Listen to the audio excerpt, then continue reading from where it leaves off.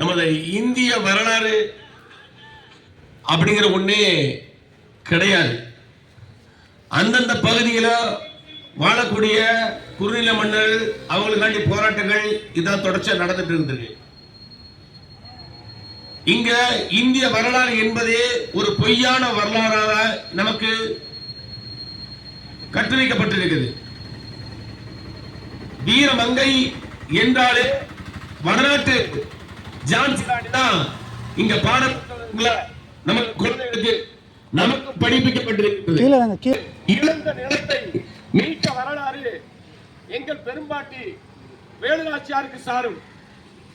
இப்படித்தான் நான் உதாரணம் ஒன்றல்ல வரிசையாக சொல்லிக் கொண்டே வரலாம். இங்கு வீரன் என்றாலே மராட்டிய மன்னன் சிவாஜி தான் இங்க வீரனாக காட்டப்படுகிறான். இந்த வரலாற்றுல அப்படிதான் இந்திய வரலாற்றில் காட்டப்படுகிறான். வீரன் என்றாலே மராட்டிய மன்னன் சிவாஜி தான் இங்க காட்டப்பட்டிருக்கிறான்.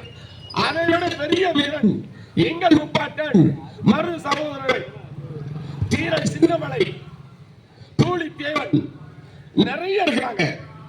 இன்னும் வல்லவாய் படைகளுக்கு 3000 கோடியில் இந்தியாவில் சிலை வைக்கிறாங்க. வட இந்தியாவில் அவருக்கு மூத்தவர்.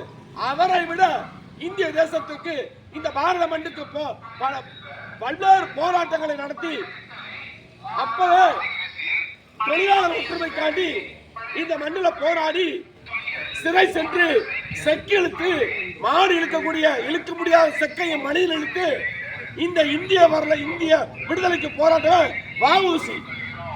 அப்படித்தான் இங்கே வரலாறு எல்லாமே வஉசி என்பவன் ஒரு சாதிக்கான குறியீடு.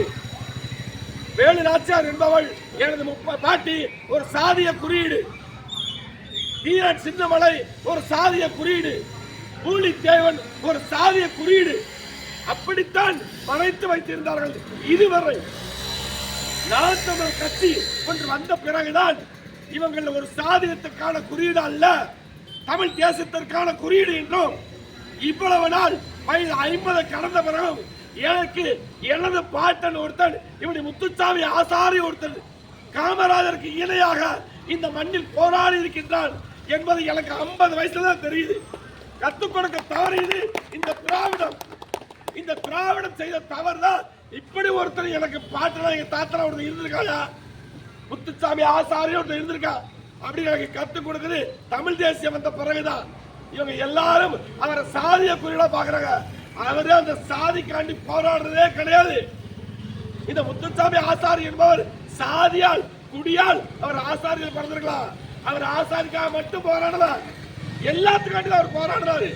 அதனால தமிழ் பிள்ளைகள் நாங்க மட்டும்தான் கையில எடுத்து இதை எல்லா குடிகள் சேர்ந்த நாங்க இருக்கிறோம். இந்த நாம் தமிழ் கட்சியில பல குடிகள் இருக்கிறோம். எல்லா குடி சார்ந்த மக்களும் எங்களை தாத்தான்னு கொண்டாடுற உரிமை எங்களுக்கு தான் இருக்கு.